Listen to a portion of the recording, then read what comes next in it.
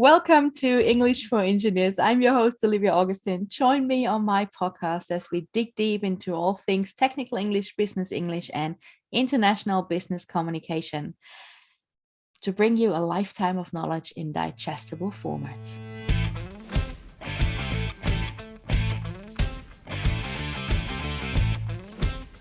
Hello, friends, fellow engineers, and the occasional word nerd who is listening in.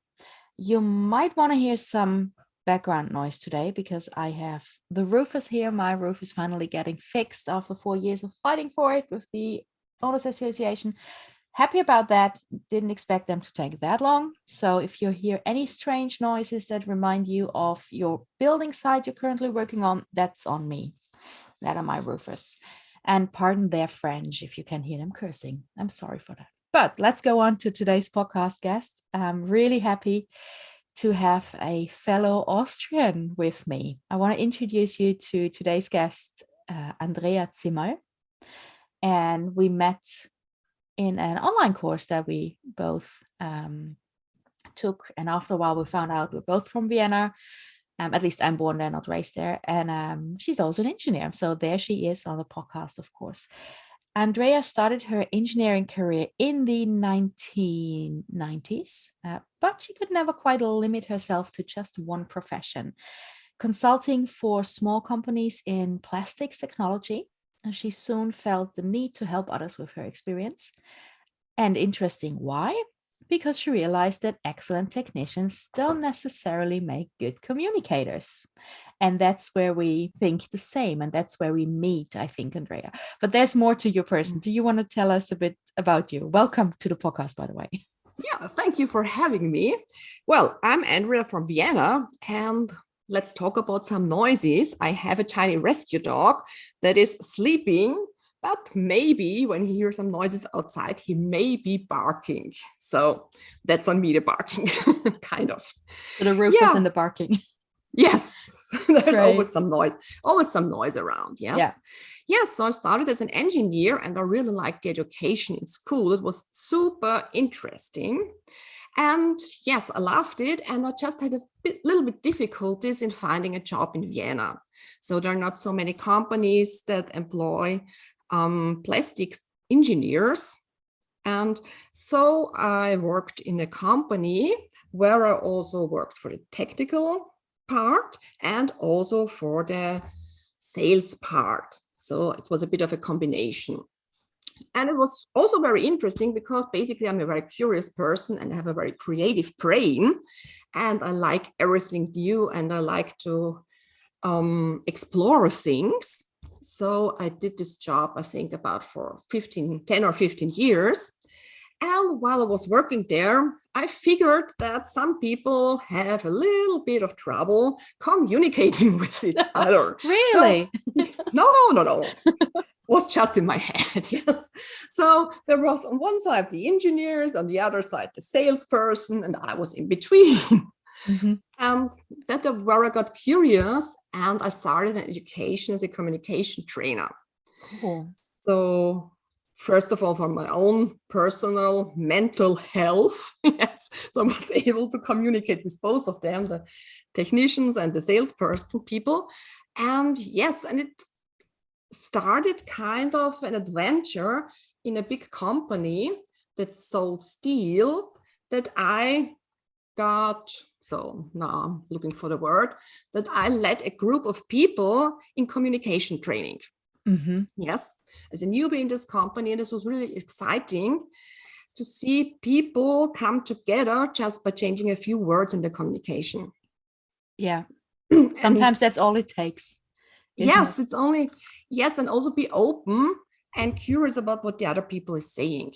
Yes, you have your beliefs and you have your boxes and someone says something and you put them in the box and you react in a certain way. And that's where the trouble starts. And to make the situation better and also to make people feel better, yeah, because in the end, I figured out it's more about the feeling you have when you work somewhere, and it's about the feeling how you make people feel so that they can do their best work. Yeah, and that's so important. Yeah, that's what we all want, that our employees deliver their best work possible. Yes, Yes. and Yeah, go you on. have to tell them in a way so that they understand, because some people are more auditive. Yes, they need words. You say something to them and they remember it. Yes, I'm not the person.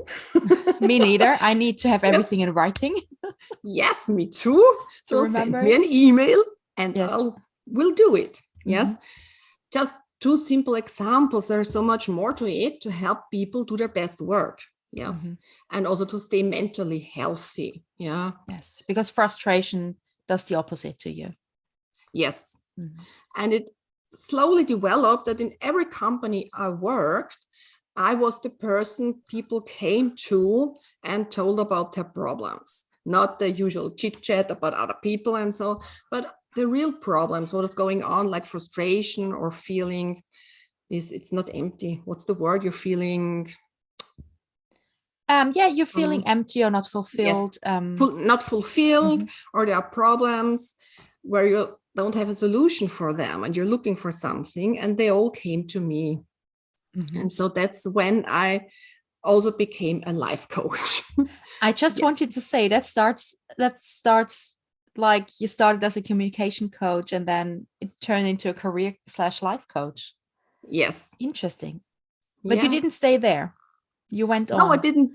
Yes, I always move on. And honestly, it wasn't planned that way. I had Mhm. other plans for my life. So I went to school, I started working, and I thought, well, that's it for now. And I will work in this company or maybe in another company for the next 40 years. Mhm. Well, life had other plans. And so I became a life coach, and now I'm a dog trainer. Oh, So, wow. yes, life again had other plans. And Interesting. How did you become a dog trainer? yeah, I got a rescue dog. Mhm. As a cat person, after having cats for 20 years, I got a dog. I thought, I was curious and thought, well, let's check out life with a dog. And I also had to move more. So that's the truth. More sport for me. And this dog, yeah, was nothing like I expected a dog to be, because usually you go outside and you see dogs, they walk on leash, they are nice, they do nothing, they walk and they play a little bit. Well, my dog was barking, lunging, pulling, destroying things at home. Really a reactive dog, yes. Mhm. And we hired a dog trainer. And yes, after the third dog trainer, I thought, well, I have to do something on my own. That's getting us nowhere. And I found an online education that had a really funny title. It was called Sexier Than a Squirrel. Sexier than a squirrel. Yes, it was a 14-day challenge online. And I thought, well, it was cheap too, so nothing to lose. I take that. Mhm. And that's where it started. Once from the first day on, we had so much fun playing these games. They told us and all the stuff I've learned there, because when you have a reactive dog, your relationship is not the best. No, I, Let's I say. I could imagine that you can get quite annoyed after a while. Yes. Mhm. And that's really terrible, because then I thought, well, I wanted a dog and now I have one, and now I feel really bad about it. And my life is over. He will live for 15 years. Yes. And It's like an employee, but you cannot kick the dog out like could you could fire an employee. Yeah. yes. Interesting. And the thing is, it's also all about communication. And when you have this feeling inside you, there has to be something, you just don't know it right now. Yeah. And that's what's driving me my whole life. When there is a problem, I think there has to be something I can learn to make it better, And to isn't make that the it work. most engineering thing there is? There's Yes. a problem and I want to solve it, Yes. and nothing is holding me back.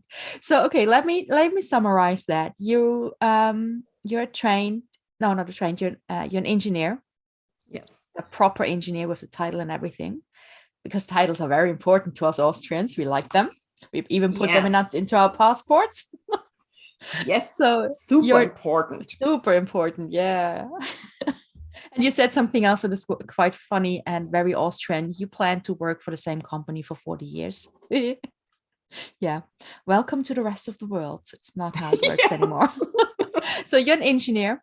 then a communication trainer, life coach, and now you're a dog trainer. What's the common denominator in those 3 or 4? Or do you even see it as 3 or 4 different careers? I mean, maybe it's more than one career, but it's one life. Yeah. And that's where you go with the flow. I mean, as I said, I expected to be in this company or do the same thing for 40 years. And now I see just life takes you from one step to the next step and things happen you cannot even imagine in life. Mm-hmm. Yes. So that's where the life coaching part also comes in, because tragedies happen and you will lose your job. I lost my job twice. Yes. So, and then you start thinking in a different way, things and how your life could turn out. And as the dog happens, yes, I never planned to become a dog trainer and now have an online business for dog training. Mm-hmm. So that's where we come back to what I said in the beginning, to be curious about life. Yeah. I think that's the most important skill you can have in life.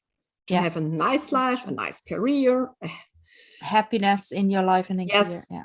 Yes, everything. So I've one last question, I think, to the dog training part. But just before I ask the question, if you want to see Andrea's super cute dog Happy, I post her link to her Instagram at the description of the podcast, because that dog is seriously making you happy just watching it, videos and pictures of him. Yeah, thank you. But my question is, do you train the dogs or do you actually train the humans who have dogs? Yes, basically I train the humans. Okay, so you're still a communication coach. Yes, the dog is happily taking the food. But you're training the humans. I'm training the humans. That's it, yes. That's it. Okay, so the next question that I jotted down, you, in your time as a communications coach, life coach, you ran a really interesting program, Frauen in Technik, that I translate to Women in STEM. And you ran it for a couple of years, if I remember correctly. Yes. Tell us more about that. Women in STEM. You ran the program. At the end, I want to ask you, what would be your top advice to women worldwide who think about starting a career in STEM? And maybe for those who don't know what STEM is, STEM stands for Science, Technique, Engineering, and Mathematics. So what was that, Women in STEM, and tell us about it. Yeah, first of all, I'm really happy you explained STEM, because I always forget such acronyms, what they stand for. So that's one thing. Yes, it was an interesting program because, yes, in Austria, we also don't have enough women in technical or engineering jobs. Yes, They don't go to school in these areas and they don't study. So now... I mean, those women, we all go to school, but they don't attend technical schools. Maybe we should. Yes, they don't. We should elaborate on this. Maybe someone is listening from another part of the world and they think Austria is a banana republic, which is basically is, but not regarding education. Yes. So that's when you think something in German and want to translate it in the same time to English. That just happens. Yes. And I think that's a thing that happens to women in technical jobs too, a lot, just in a different area. Yeah? We make mistakes, but we want to be perfect. Yes. Also, I wanted to prepare for this interview, and then I stumble across words and I cannot translate them. And we have to learn to live with that. It is not perfect. And I think that's the biggest things women in engineering have to learn, to live with that and move on. Mm-hmm. Everyone does it, men don't do it, and we do it too, yes? And when you think about it, okay, things happen, and I just choose a way that's interesting for me, an education that's interesting for me, then I can do it. Mm-hmm. You sometimes have to remove some mental blocks. And honestly, while I'm speaking, I'm just saying that now because I'm still struggling with the thing that just happened. I couldn't find the English word. Yes, it just happens. And we learn to live with it. and you will make mistakes as an engineer or as an IT consultant or whatever, and you just move on. Yes. And that's the thing. With this mentality, you can achieve everything you want. Because that's what I saw, what is holding women back to choose a career in STEM. That they always strive for perfection. Yes. I don't know this, I don't know that. And tell it to a man. Maybe they don't know it. They say, I can do it. Yes. Yes. True. And the other thing is that from our families, I think that women do not get enough help from their parents to choose a career in STEM. Mm-hmm. Yes. It's often like, okay, you help your mother with the dishes and your brother repairs this bicycle. Yes, very often. Yeah, very yes.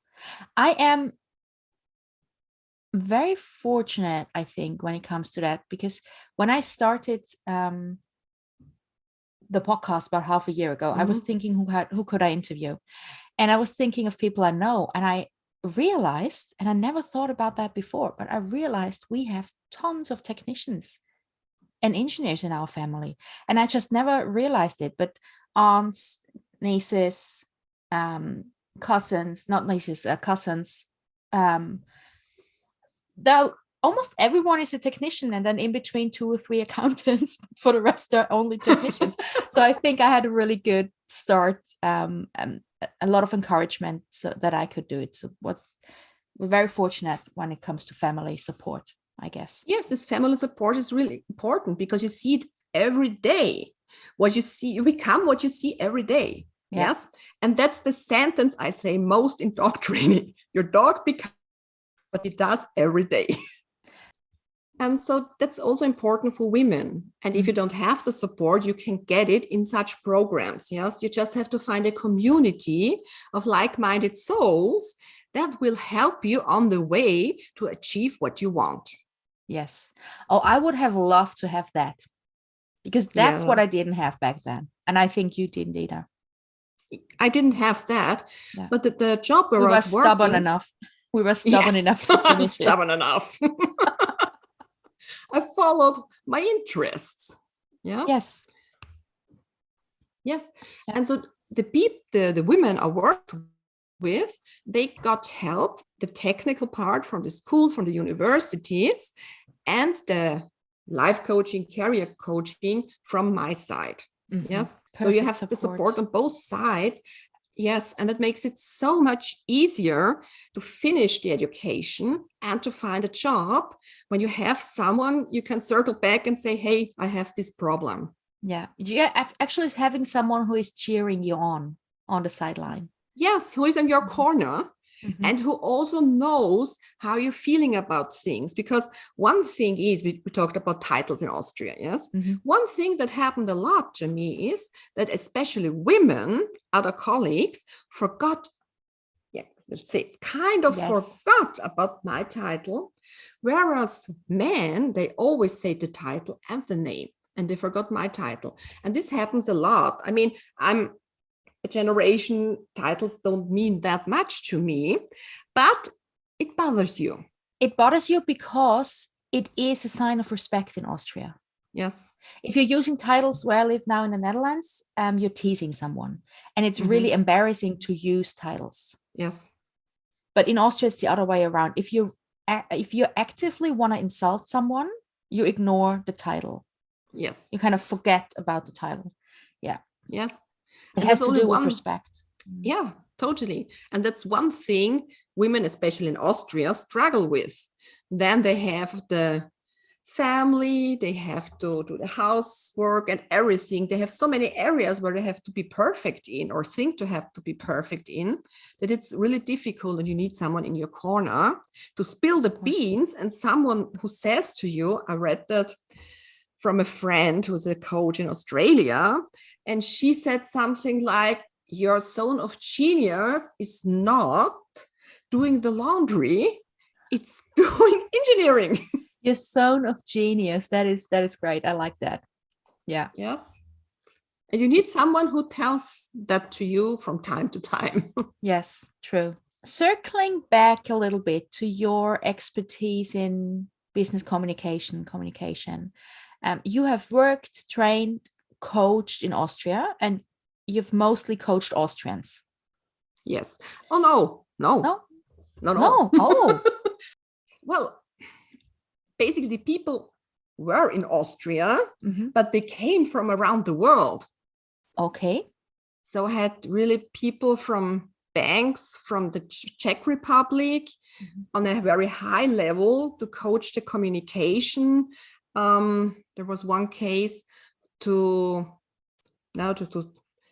she wanted something from the company to get a program through, and we trained the communication not only with words, also with body language. Very important. For instance, yes.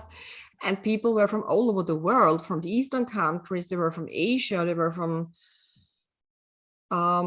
Europe, let's say Europe. I mean, all over Europe. one person from Africa, but yes, so basically Europe. And China, yes, China and Japan, there were also people here. And I coached them and I helped them so they can integrate in the system. Yes. Because as you said, it's so different in Austria and in every other country, yes, has its specialities. And so sometimes people, when they're here, they may sound respectless because they don't use titles. Yeah, so that's kind of the thing. And other tiny things, but to make the life easier. Yeah, it's very interesting that you say they had to integrate into the system, because system is a word that I really like to use. There are language systems, there are communication systems, and systems you have to understand. You have to be aware of a system, then you can learn something about a system, no matter if it's a grammar system or a cultural system. And the moment you understand it, you can work it. And if you're really good, you can start twisting a system. Yes.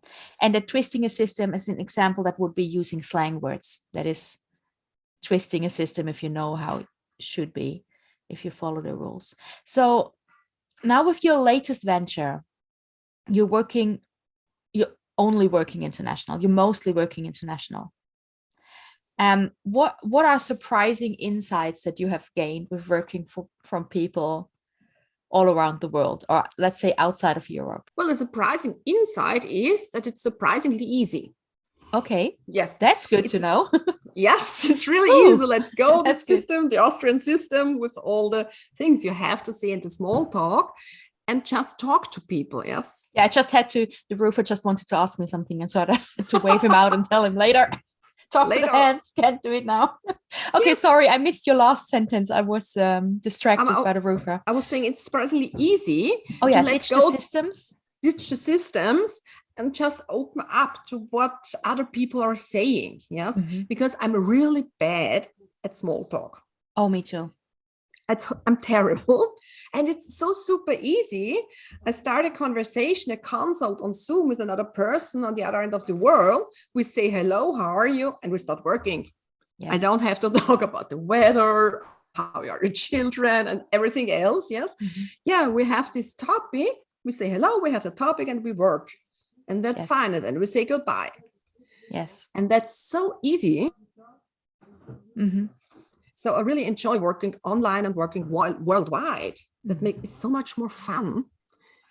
And also the people I meet online are very open-minded. Yes, because we all know we have a different culture. We live in systems again. You cannot deny that. And yes, then we're checking out. So she's saying something, and then I see the body language changing in a direction I didn't expect. Yes.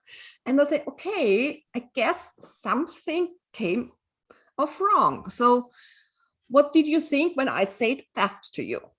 And so we solved the problem. That is a really interesting question to ask. What did you think when I said this and that? Yes, because I see it from the body language. Yes. So that's why I don't do telephone calls. I always have Zoom calls. And so I can see the other person, how the other person reacts. Yeah. And then we can improve from there. That requires a certain level of awareness from yourself. You have to be aware of others. You cannot just say your sentences and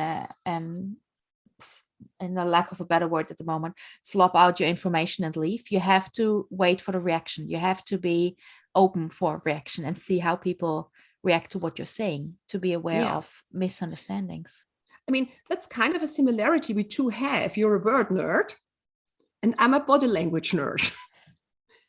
So you have to have the skill to see it, yes, because some cultures change their facial expression a tiny bit, and others are more expressive, yes, and you have to see it and then talk about it. I have a question for you. If you have a Zoom call for the very first time with a person from a culture you have no previous experience, do you prepare? Do you Google information about that culture, or do you just enter the conversation really open-minded and you think, oh, I'm curious what will be different about that communication style? Yes. Yeah. Well, do you prepare or do you just jump into the cold water? Both. I don't Google. That's one thing. But I have a questionnaire I sent to the person before, and then I see what comes back. And you get a feeling when you read a sentence, you get a feeling, is this in alignment or not? Yes. And if it's not in alignment, then this is something we have to talk about. Yes. What do you mean by, is this in alignment? Yeah, well, that's a good question. That's the thing you say when you have a lot of experience. So let's think for a second how to explain this. I thought by myself, I think I know what she means, but I'm not sure. So let me ask the question. So people come to me when they have a problem. Yes, and they tell you a story about the problem. And then you read the story and you think, well, that makes sense. That makes sense. This doesn't make sense. This feels awkward. And this makes sense again. And when we meet online, we talk about the part that felt weird to me or that didn't make sense to me. Yes. That wasn't in line with all the other information. Yeah, because the person has a problem. And here the problem shows up in the words, in the things she wrote or he wrote. Yes. I will say she because mainly I work with women. Or they wrote, then it's very... They wrote, yes. Gender neutral. Yes, I always forget about that. I think that's such a quaint trick of the English language that you can just say they. Yes. In singular, and then it can be everyone. Yes, you told me that. Yes. A few weeks ago when I was asking about how do I talk about a dog, because I always say he. And you told me this they, but it's they still is for difficult. people. They is for people, actually. If you want to talk about animals neutral, you say it, but that kind of doesn't feel good for animal lovers like you and me. So we always call our dogs he and she. But if you want to tell a story and to friends and you don't want to disclose who you're talking about, and you don't want to say he or she all the time, and then he or she said, and then he or she did that, you can just say, and then they said, and they did, and I told them. And then you keep the story neutral, and your friends won't know who you are complaining about. Or they don't know what client you're complaining about or telling the story about. So that's a really good trick of the English language that's been around like forever. It's not a new thing. Yeah. And that's the thing. I really like how you teach English, because you teach the systems. And I'm on the same page. It's so much easier for me to learn a language when I know the system. And then you can experiment, because when you work with people around the world, you see they use the system differently. Yes, exactly. Yes. Yeah. And that's, when you asked me to have a look at some of your documents a while ago, and there was so much, it was such a great document. Really, you did an awesome job. And sometimes for me, it's difficult because the system already so well, you can twist it. So what you wrote, every proper English teacher would have said, oh, this is a mistake, but it's English how it is spoken in real life. Yes.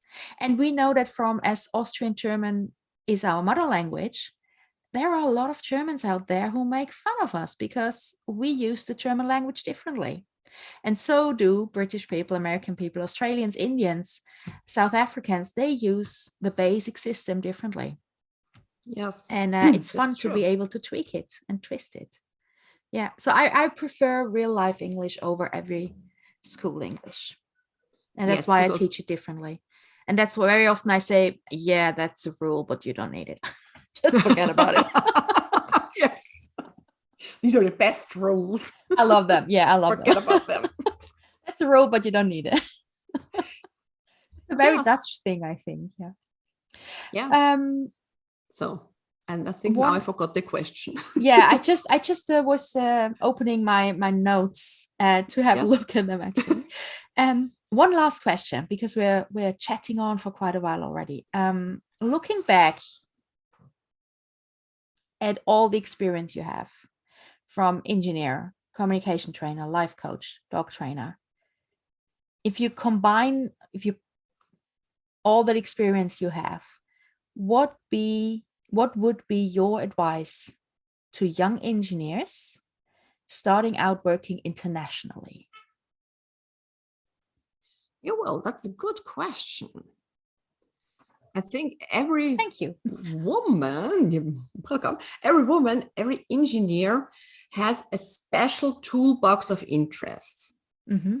And you really have, in my opinion, yet now, Mm-hmm. yes, it's always only my opinion, you have to follow this toolbox and make a mix yourself, so to see where it takes you. I know this is very a coaching expression right now, Yeah. what I'm saying, but maybe I can nail it down.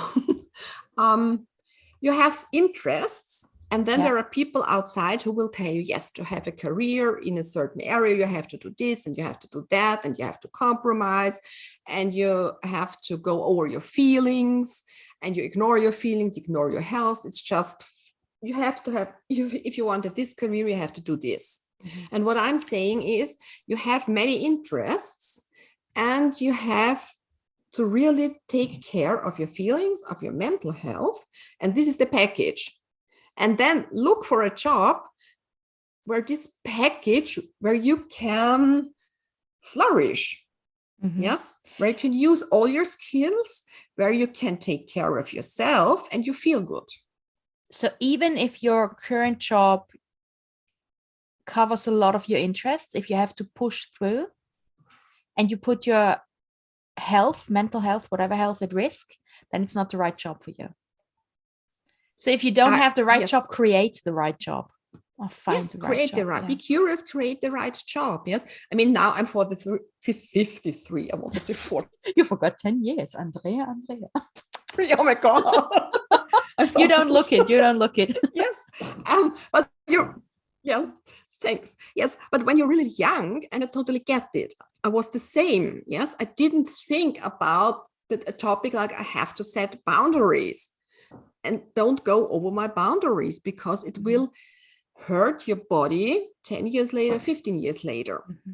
And if someone had told me that I can combine all my interests and create my job, I think a lot of things would have gone differently. Mm-hmm. Yes.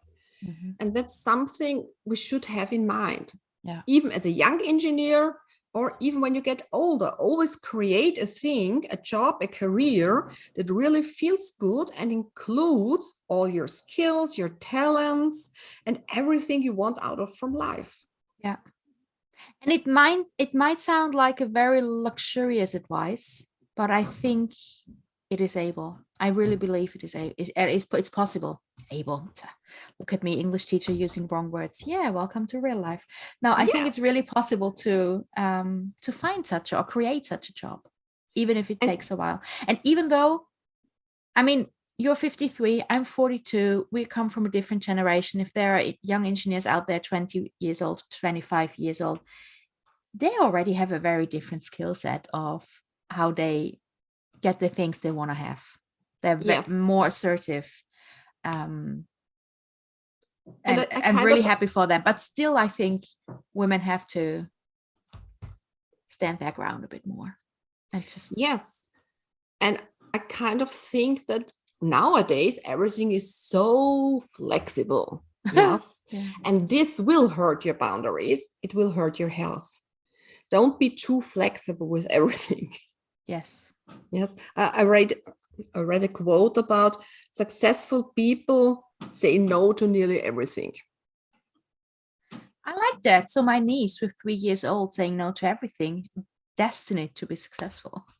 Yes, that's natural talent. And we sometimes lose that when other people tell us that's not possible. You can't do that. Yeah. Do it the other way. That's an awesome quote. I think we should finish on that, saying no. Yes. So that one advice for young engineers, really successful people say no to almost everything. I like that. I like that very much.